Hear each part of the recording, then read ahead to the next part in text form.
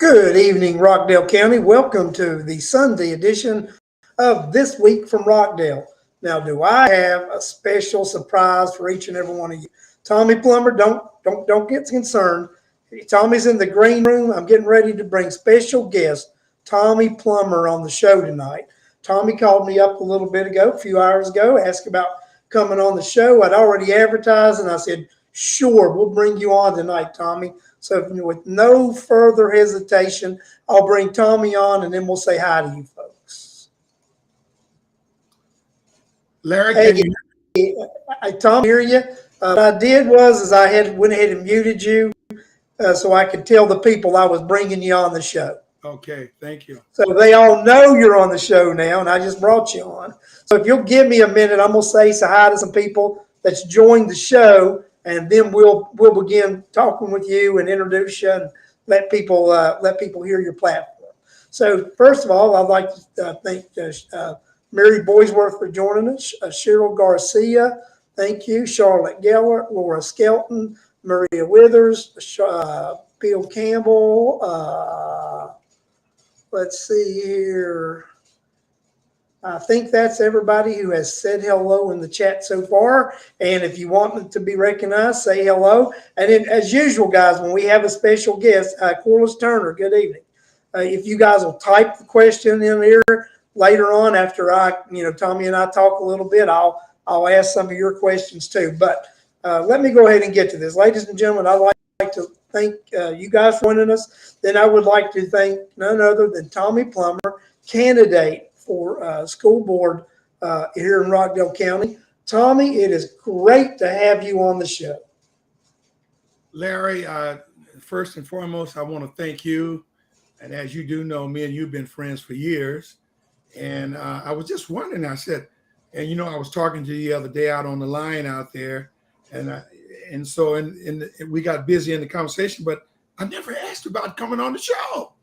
So I was thinking the day I was right, I'd say, well, maybe Larry's not going to call me. Maybe I better call Larry and see if I can come on the show. That's the way it actually works. I didn't know that, Larry.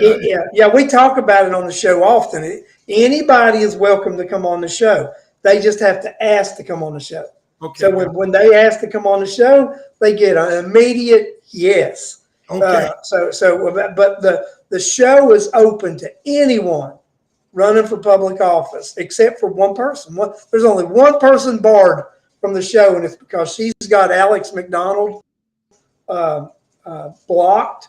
And if she unblocks Alex McDonald, and in actual, then we'll let her come on the show, and that's Commissioner Sherry Washington. She's not permitted to come on the show because she's got a member of the media blocked, and that's our rule, Okay. So, all anybody has to do is ask, and they can come on the show. And we thank you, Tommy. So first of all, let's do this.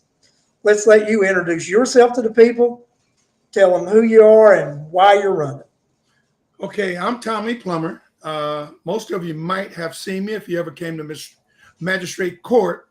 I'm the civilian bailiff on the inside. It's asking you to cut your phone off or either take it back to your car. And I've been here in Rockdale now going on, I think, about 14 years now. I've been doing politics, really getting involved in things since about 2009. I think I started to get involved deep into the community and started out at our local juvenile hall that we have here, the detention center. Just before they opened, they came out and they were seeking volunteers, and that was in 2009. And here we are in 2022, and I'm one of their top volunteers at the site. And so dealing with the good, as Clint Eastwood would say, dealing with the good, bad, and ugly, I have a chance to mentor young men and some women, but they kind of, I told them that with the women, I think we need to get women mentors to do them. So much so goes to Miss Wilson. She's been there with me for the whole time, and I've supported her. Now, Larry, keep in mind, a lot of things they do there it's a cost factor for us volunteers coming in, helping the young kids. And so basically, just to put it on the table, I got to come out of my pocket. I don't have one of these 501 or nothing like that. I just kind of like ask for donation from the public. We do Christmas parties. We do family reunions. We do a lot of things at the detention center. And so I try to make myself available to them as much as I can. I was there Christmas morning at 3 o'clock, cooking 3 a.m., cooking breakfast for the kids. We had 51 kids, Larry, that are incarcerated at that detention center. And it was just me and one other person that actually cooked that breakfast and served it to all of them. Now, I'm saying all that to you, Larry, to say this. I feel like with the same mentorship that I'm doing there, I can bring it to the schools. And after doing a little research, talking and interviewing teachers, they're asking me, and I'm telling them, or I'm asking them, maybe let me put it that way, in a very easy way. I says, hey, what is your major problem? What do you see that you need that can help you teach these young kids? And first thing come out of their mouth is that they're having a disciplinary problems. If we can resolve that, then we would be on our way. And so my thing now is with the school board is transitioning the young men from there back into school. Let's face it. Once they leave there, for some of them, probably 80% of them will come back into our school system. And so I want to be able to have that mentorship there going. And so when they're ready to go back to school, they can be taught and teach, and the teacher won't have these problems. Because going back into the school system and you really haven't had someone to talk to and explain to you why you need to, let's face it, sit down and listen, it's kind of tough. So with that, Larry, I'll take questions, and there's more to it. So you dig into it deep, go deep as you want to with me, and I'm here for everybody. But that's my deal: is mentor, mentor, mentor. So Charlotte had a question I want to ask here. It says, does the school system have any mentoring programs now, and do they have money to start one if they don't? That's an excellent question, Larry. Far as I know, and I've been visiting a lot of the schools, Salem, Heritage, Sims, Pine Street, and they're asking me on a daily basis when I do make the visits, can we get a mentoring program started? Do they have the funding? Maybe that's a good idea why I need to be on the school board so I can seek funding for mentorships, so that mentorships is everything. So to answer her question, for as I know, they don't have it. As far as you know, they do not have. They do not have they have a mentoring program, but I would suspect with the large budget they have, it would just be shifting funds around to make sure that that was covered. Because they do have, it seems they do have a very large budget. And recently, I don't know if you saw this or not, Tommy, but since 2016, the enrollment in our school system has dropped over 1,100 students. And we spend, on the average, $11,000 per student. So with that enrollment decline, that results in over $13 million that does not have to be spent, let's say, on students a year, because those students are no longer enrolled. So, and so I would say, since we have a fluctuating enrollment, that there would be some funds available if we would look at it. So, I mean, that's what I would say. So, if you're elected to the board, Tommy, is the budget one of the things that's your concern as you would roll onto that board? Oh, absolutely, 150%, Larry. That's one of the things I'm going to be seeking out, is to do that, and not come cheap. I mean, I don't think it's a really big expense. It's just a lot of can you reach out to do it, and reach out to the community for help. And I have had a lot of people say, look, I'm willing to help you with that.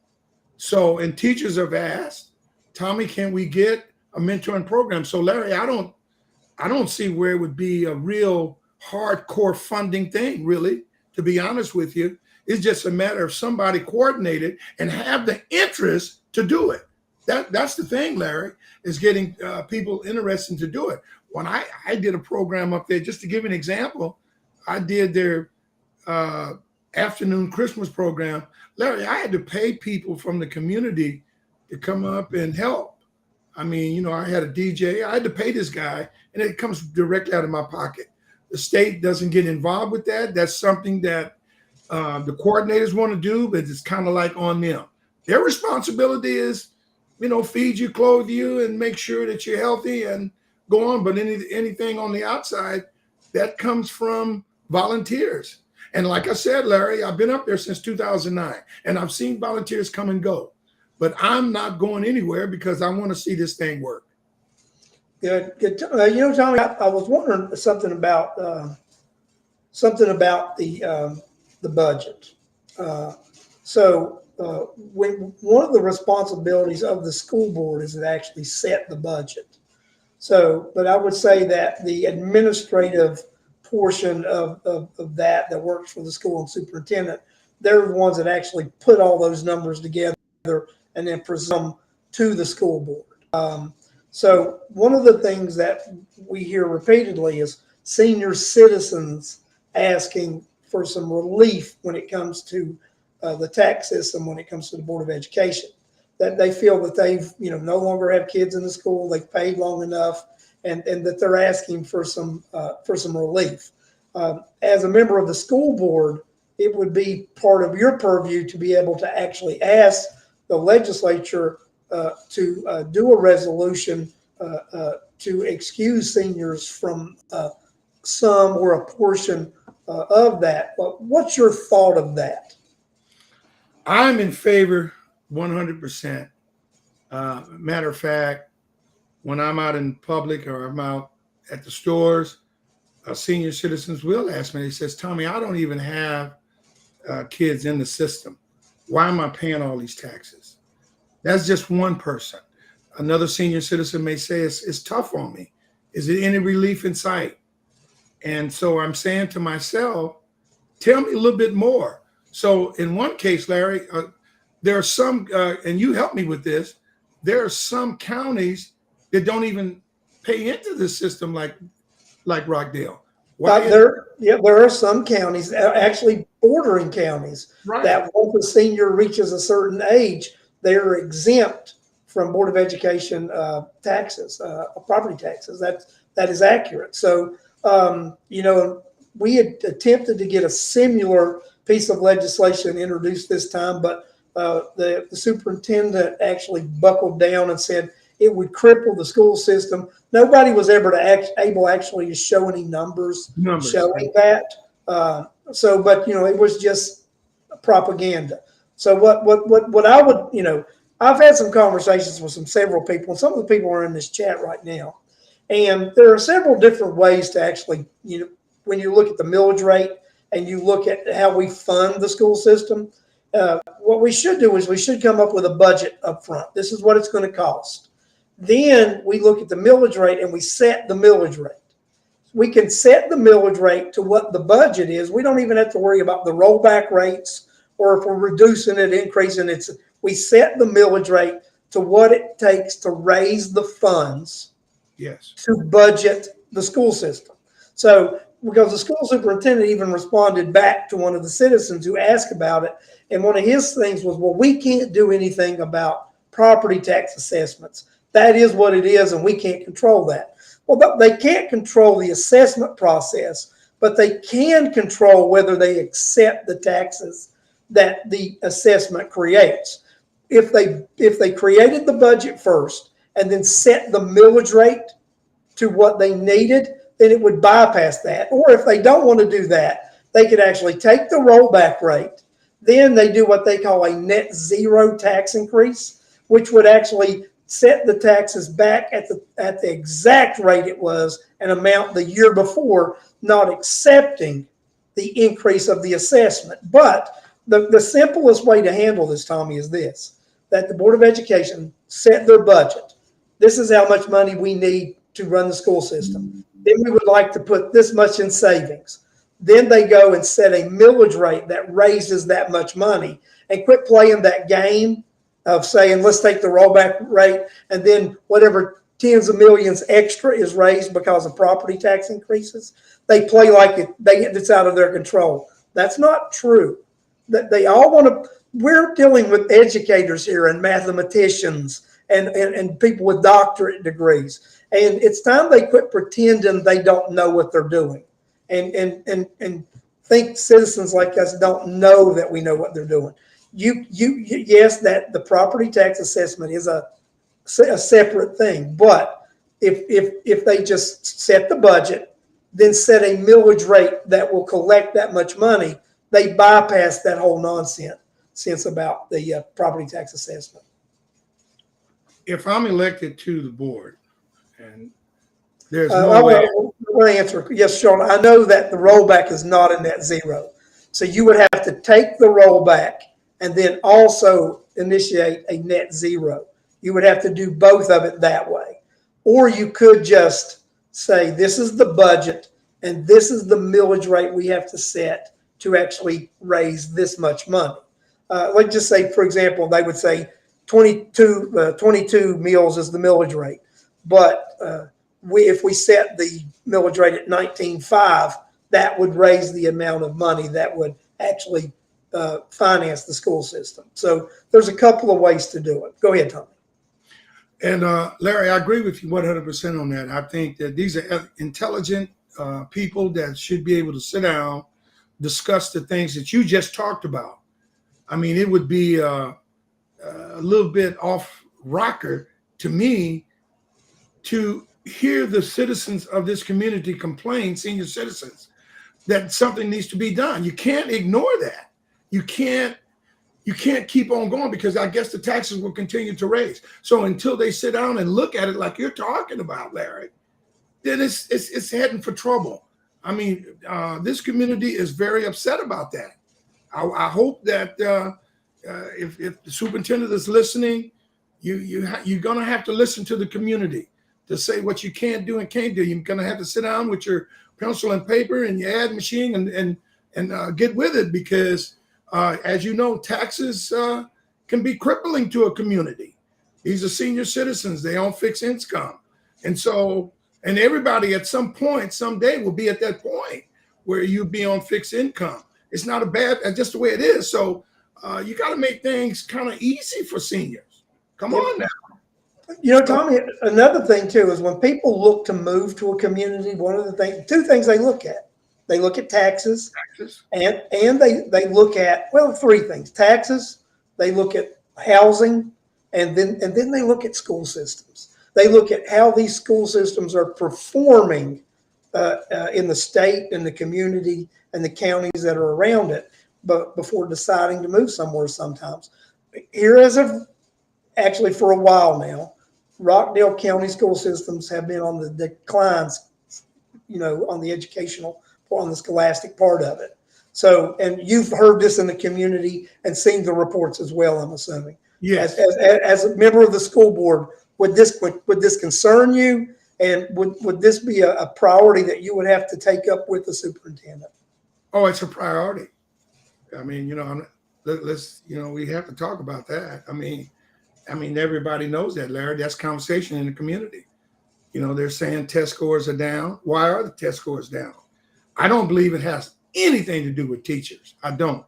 I think we have some. In fact, I know quite a few teachers in Rockdale County, and very proud of this county, the school system where it's ran. I've been in and out of there, and I like the way things run. So there's some problems that I think can be resolved, Larry. I think we can get to the bottom of this. This is not rocket science. We can get to if your test scores are high at one time, then all of a sudden they drop, then there's a problem. Let's fix it and get them right back up there. Because when you see me, Larry, in the store, if I was a school board member, I want you to shake my hand and hug me. I don't want you to point your finger and say, hey, all you guys is just wasting money. You don't do the right things with the money that you're getting. You don't do the, I'm a senior citizen here. I can't pay my rent because of, or my mortgage because of the taxes. Give me some tax relief. How do I walk away from that person and says, oh, there's nothing I can do and it's this and that? No, we have intelligent people here that need to sit down and figure this thing out. There should be other things that the school board should be talking about and worrying about, and not that. So I'm definitely for making sure that our tax dollars well spent and that we do need to get relief. I'm for that. So I want to ask you a question. Here recently, there was a little thing made the news, and a bunch of people were talking about it. And it was the PO that was set for right a little under $200,000 for clear see-through backpacks. Now, the issue with me about the clear see-through backpacks, any of us have went to concerts and different facilities. You know, those are all done because of people not wanting to bring contraband and this and that in. So to me, the issue with it is this twofold. First of all, if we feel that there's such an issue in this school system that we have to implement a clear backpack policy, shouldn't that have been discussed with the public and the teachers and the students before we implemented and purchased $200,000 worth of clear backpacks? Should the parents not be aware that they felt there was a significant enough problem in the school system to implement a clear backpack policy and not even talk to the parents about it first? Larry, I believe in transparency. So the easiest way to do that, you can have a meeting, special school board meeting. I've gone to those meetings, and let the superintendent and the school board explain to the community, even to the kids if they're there, why clear backpacks needs to be done. It's going all over, Larry. Security is a big thing now. It's really a big thing. Even, you know, I also work in the court system, and and when they have court at the jail, you can't even bring your purse in. I mean, we ain't even talking about clear backpack. We're just saying you can't even bring a purse in there. You can't bring a cell phone nor a purse in there. So to say that we need clear backpacks, good idea. Should the public know about it? Excellent idea. Yes, absolutely. Let them be involved in it. Let them cut the ribbon on that. So transparency, I believe. But to go make the decision on your own and say, "Oh yeah, this is what we're gonna," no, I don't kind of believe in that, Larry. I believe in transparency, that the community should be involved. Have them to come out. Let's talk about it. Yes. Justin Kenny's got a question. Tommy, will you identify one or two areas in the BOE budget where you think too much money is being spent and how we should adjust it? Okay, he's talking about the Board of Education. Board of Education, yeah, the Board of Education. And he said one area or two, just an area where you think there's too much money being spent, and where should we shift some of that money to? To answer that question, Larry, I'm just going to be honest on that. I don't know where the bulk of the money is being spent, if it's going waste. I thought they were pretty well on target. I didn't know that there was a lot of waste. Well, I shouldn't use the word waste. I should say I would have to know a little bit more about that one, Larry. That's one I'm gonna tell Justin Kitty that one there. Justin, believe me, if it's any waste going to be, I'll know about it, because I'm going to have to see you, and I don't want you to tell me that it's too much waste. So I want to cut that off at the first part. We just cut that off. If this waste, I would like to know where they're wasting, what's going on.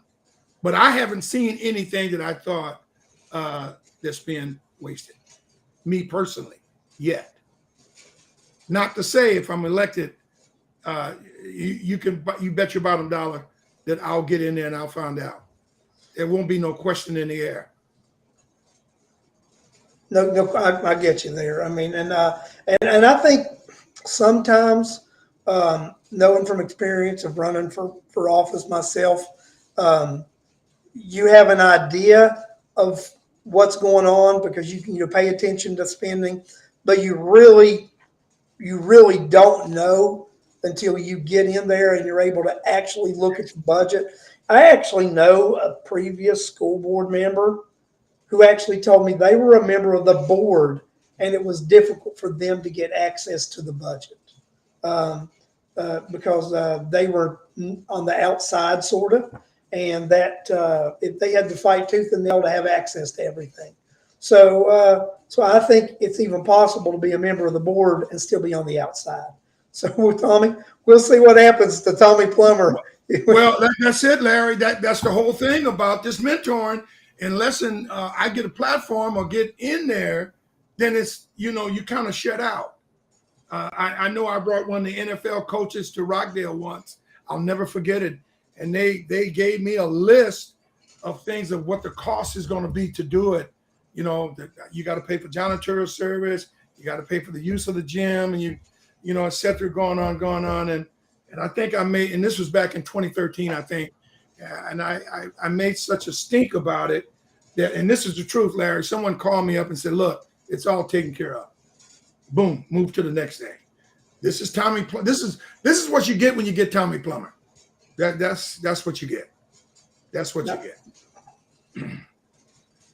I get that. I get that. So, Tommy, I think that there definitely needs to be change moving forward with Rockdale County Board of Education.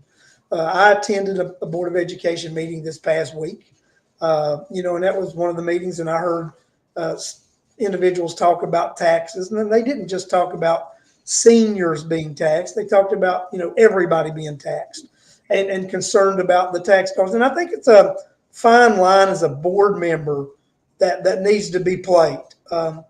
You definitely have to be able to, know that you have to fund the system. Teachers need paid. There needs to be, plenty of services for the kids, but it has to be that fine line of we can't overburden the citizens of the community to provide that.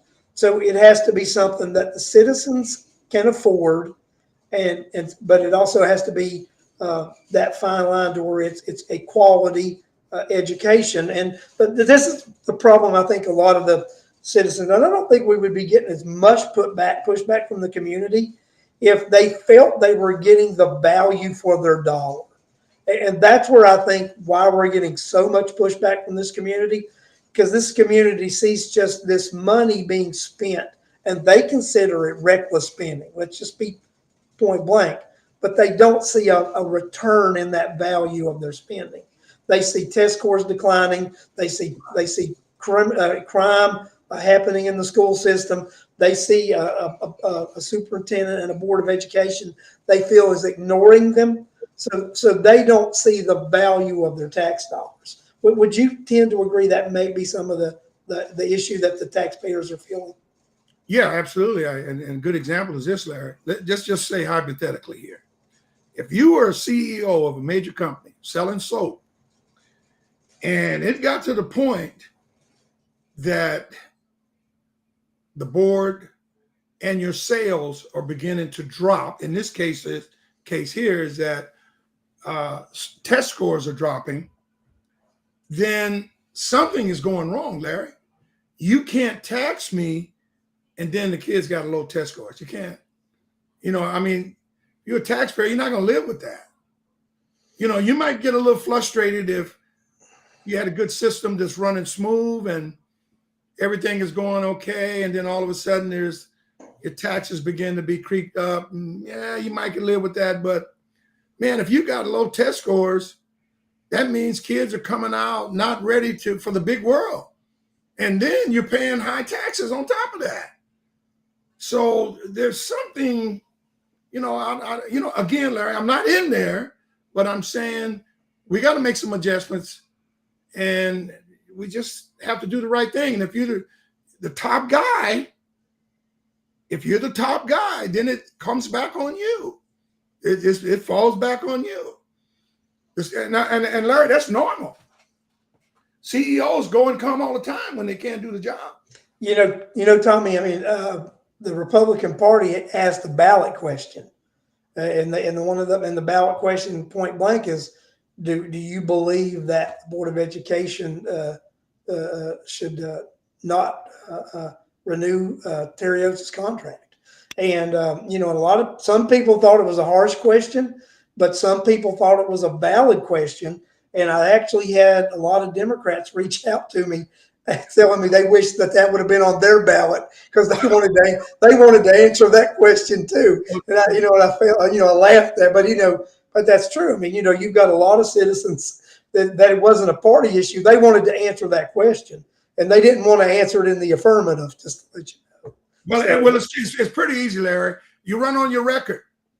That's all. I mean, that's all you got. You run on your record, and you do everything you can for transparency, so that the community understand what you're doing. They understand the teachers. They understand. See, the community needs to really be connected to the school board, and then you cut out a lot of problems. Nothing is a secret society on the school board and superintendent shouldn't be. Everything should be open to the public. It's a voting day. And I'll be honest, it's not open. I mean, because they've got their little agreement that they don't discuss things except for in a unit, and I just don't think that that's right. I mean, I think that the individuals should be able to discuss their vote and why they believed a certain manner, and I don't think that it's fair the way they govern. I really don't, Tommy. Just my opinion, I've heard that, Larry, but again, when you get Tommy Plummer, problem with that is I don't like to deal in secrecy. I'm having that same issue right here in my own community where I live about the construction. Why is everything such a secret? Let's put everything out on the table. Let's put the environmental issues. Let's put the traffic problems out there. So, Larry, I'm for one that's very, very, very much so in transparency. I love it, man. I don't want no one to see me in public and say, hey, why are y'all doing that? And why this is happening? I want you to come up and give me a big hug or shake my hand and say, job well done. And the only way that's going to happen, I have to be open to the public. I think we should be open to the public. I'm a firm believer of that. Now, again, like you, Larry, that's my opinion. Yeah. Well, Tommy, I'm going to ask you one more question. Okay. And I'm going to give you, after that question, give you an opportunity for a closing comment, because I want to use the last 20 minutes of the show or stuff to actually talk about the SPLOST and a couple other things that are because this is the last show before Tuesday in the election. So I'm actually going to go to a question that Charlotte had, and it's actually a question I was wanting to ask also. Do you think that the school board meeting should be streamed live for the citizens of Rockdale County? Because they're currently not streamed live. Oh, absolutely should be streamed live. I come from a big community where it was. I mean, hey, listen. Hey, here we go again, Larry. Transparency. Here we go again. Why wouldn't you do it? Why? I mean, what's the big deal? Why wouldn't you do it? What are you hiding that you can't do it? Well, I mean, what that's the problem I kind of scratch my head on. No, it needs to be streamed live. Yes, absolutely. You can't go down there if you can't make it. You can't drive, or you, for whatever reason, it's dark, it's late, and it'd be nice to just sit back and look at it on streaming live. Yeah, absolutely, Larry. Yeah, Tommy, I'm glad to hear that. I think that if Tommy Plummer gets elected Tuesday, I think come January, there's going to be a storm at that Board of Elections office, folks. Not Board of Elections, Board of Education, because transparency is going to hit like a tailwind there. So we'll see what happens with that. Tommy, why don't you give the folks a wrap up? Let them know why they should vote for you on Tuesday, and just close us out here, and then I'll tell you bye, and I'll get on to my craziness here in a second. Before I do that, Larry, just 15 seconds. Go ahead. Nothing is smooth. And so even at our juvenile hall, I made a lot of waves, Larry. It wasn't easy. To come up and use, I was doing what I was doing. Yes, it became very controversial. People were saying, why Tommy Plummer? Some of the security said we can do the same thing he's doing. And, you get all that. So people out there, no, you're not going to agree with everything I say, but listen, I have your back. Okay, so Larry, in closing, I would like to say this. I think for much what me and you discussed tonight, I think the people that's listening tonight, you're going to get a person that's open to you, open with transparency. If you got a question or something, there's no secret. Larry knows if you want to know something about that school board, I'm going to tell you. I have nothing to hide. You're going to get a genuine person to be your school board member. Okay? You're not going to get the run-of-the-mill person that just go and sit there and, count the stars. No, I'm not about that. I'm about getting the job done, and everybody's happy. And so if you were listening tonight to Larry and I on this conversation, you pretty well know what you're going to get when you get me. And if you get me, you can kind of sit back and say, hey, we got a good man in there, and he's going to do the job. That's me, Larry.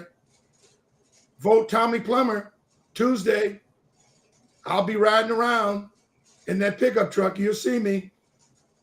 Get in, go to the polls and vote for Tommy Plummer. You can't miss. Thank you, Larry, for having me. You're welcome. And guys, like I said, y'all heard Tommy. He's going to go in like a thunderstorm. So, right. And I'm going to tell you what, I like thunderstorms. Yeah. I do. I come from the mountains, and the thunderstorms are loud, and they shake and vibrate up there. So I'm expecting a mountain thunderstorm when Tommy Plummer takes that office in January. So, Larry, I'll end by just telling you this. I'd rather see you come hug me and shake my hand than rather you come up and point your finger and say you're doing a bad job. I agree. That's the deal. So Justin Kennedy, if you listen, and I think I told you once before, you can't go wrong with Tommy Plummer. Vote May 24th. Thanks, Tommy. I appreciate it. And I'll be seeing you around here this week. Okay. Thank you, Larry. Thanks, Tommy. Thank you, Bye-bye. Guys, I want to just, that Tommy's always a fun guy. And first time I had him on the show, and it was great to have him on. And we'll talk about that race at the end of the show here again when we get going. I want to talk to you guys a little bit about one of my favorite topics right now, the SPLOST. Now, we can't go wrong talking about this SPLOST, and you can't make this stuff up, guys. This SPLOST was introduced illegally, and it has been campaigned for illegally, and the ethics and the spending of this thing has just been ridiculous. So it's time for the citizens of Rockdale County to say no to the SPLOST. We want this thing reintroduced next year properly. We want there to be projects listed. We want to know what we are spending our money on. And that's the thing that this BOC needs to realize. This is our money that we are allowing ourselves to be taxed and spent. So we do have a say on how it's spent, where it's spent, when it's spent, and why it is spent. So, we do have a thing. Last week, I came down on the Rockdale Citizen because they wrote an article about the SPLOST being on the ballot. So I'm going to share something with you right now. Because I share this with you, they revised this article, and down here I'll go to it, and it says both the county and the city have allocated dollar amounts to several broad categories of spending. So they did add broad categories of spending to this instead of those apologies. They said with roads, bridges, sidewalks, and transportation saving the largest share in both entities. The county proposes to spend $35.2 million on these projects, while the city estimates $7.9 million. The largest share in the county will go toward renovation of the courthouse, totaling $19.6 million. Neither the city nor the county has developed a list of specific projects for the spending categories. Let me read that again. Neither the city nor the county has developed a list of specific projects for the spending, and there is the violation of state law. They must have a list of projects. They must have a list of projects.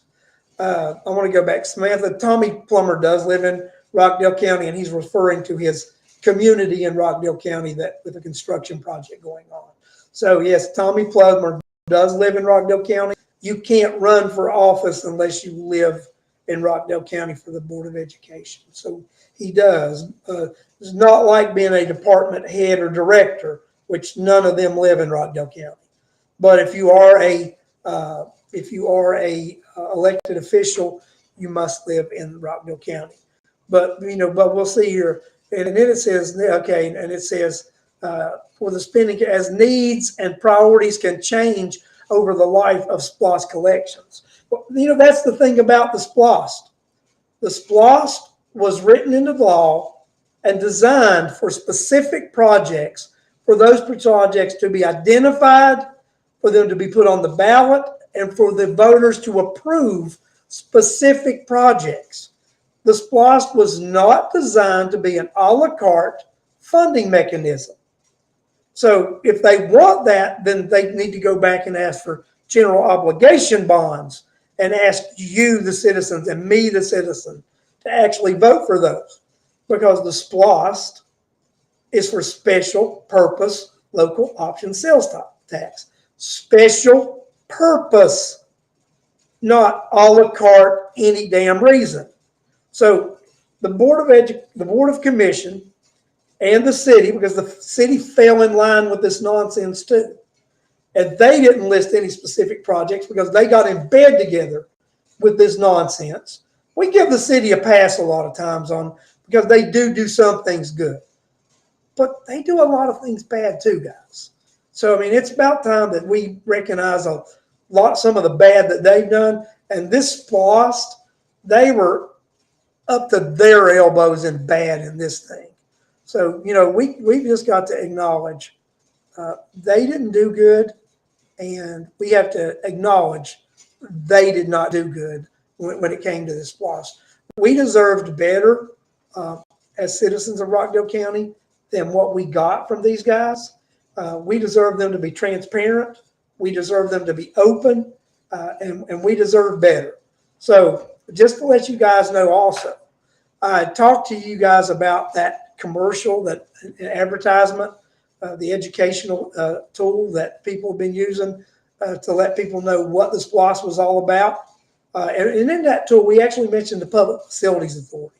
We mentioned the fact that the PFA was introduced and passed behind our backs, that our legislators had initially told us that they were going to make that a ballot initiative and that they wouldn't just throw it out there and pass it. They would let us vote on it.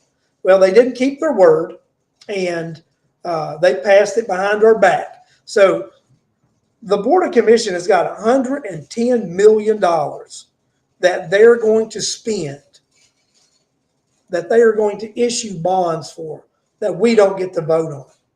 $110 million, which your taxes are going to raise to pay that $110 million. There's no getting around it. They are going to collect that $110 million, and you are going to pay for it. And you and I will be receiving tax increases to pay for the $110 million. So the $110 million was introduced behind our backs and just snuck through. This SPLOST was not introduced properly, and I've shown you where it was not introduced properly. And in the newspaper article where the citizen had to go back and get a correction from the county and do that, they point blank said they do not have any specific projects on the books, just categories, which is against the law. It is against the law that enacted the SPLOST. They must list projects, and they must list dollar amounts for those projects. And it's stated in that article because conditions and projects and needs may change. That's not the purpose of a SPLOST. A SPLOST is for special purpose local option sales tax. Special purposes that are identified ahead of time. They are told to the taxpayers, this is the special purpose you will be voting on. This is the dollar amounts we need. I'm going to go further than this, folks. The first SPLOST that was passed in this county, I was told, built the Nancy Gwynn Library. And when the monies were collected enough to build that library, then the collection of that SPLOST was suspended. I intend to go to our state legislators and ask them to amend SPLOST legislation so that when these entities introduce this SPLOST, then when they reach that dollar amount, that taxation stops. We shouldn't be collecting over and above and have all this extra money. We need accountability and transparency. Tommy Plummer talked about accountability and transparency. He talked about that being one on the forefront of his campaign, is being transparent and letting the people know what's going up front no matter what. We need that type of transparency at all levels of government. We need that transparency from the Board of Commission, and we all know we don't. There was an article this week that the Board of Commission is going to take 30, 40 employees to a retreat in Greenville, South Carolina. And the article said it could cost in excess of $30,000. We actually think it's going to cost well more than $30,000. And we'll wait and see what happens with that. But we feel that will exceed well more than $30,000 to take 30 county employees for a 3-day vacation to Greenville, South Carolina to go think clearly. I thought we built that facility at Costly Mill so that we could do county business and do little retreats there. So if we're going to ask other people to come to Rockdale County and rent Costly Mill for retreats, but we're not able to use that facility ourselves for our own retreats and for our own educational seminars, then what kind of message does that send? If our own facility isn't good enough for us to use, then why would it be good enough for someone else to use? We've got to put an end to this nonsense. Guys, we've got the vote coming up Tuesday. Voters of Rockdale County, you have an excellent chance of doing some things here in the county on Tuesday. We've had excellent turnout so far. I've had a lot of voters respond to me and talk to me about the SPLOST and just tell me they don't trust the BOC with the money.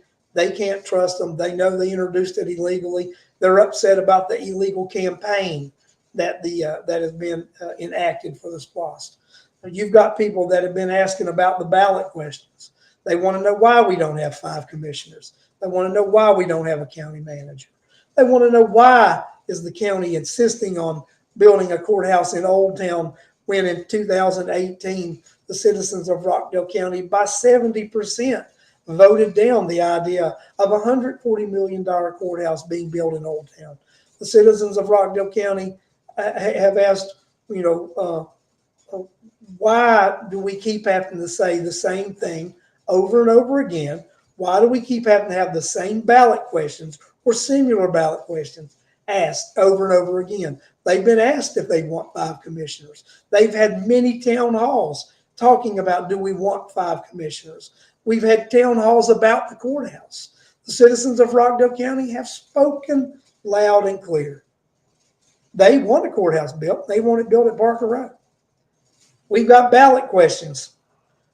The Democrat ballot question asks, should a location other than Old Town be considered? The Democrats also ask, should there be a county manager running the day-to-day business of the county? The Republican ballot questions ask if a $40 million facility should be built at Parker Road, yes or no. Ask, should a $150 million facility be built in Old Town, yes or no. The Republican ballot questions ask, should there be 5 commissioners? Should they be elected by districts? The Republican ballot question asks, should the Barkdale County Board of Education consider not rehiring Terry Oates. There's some good ballot questions out there. Then we have candidates like Tommy Plummer on the ballot running for Board of Education.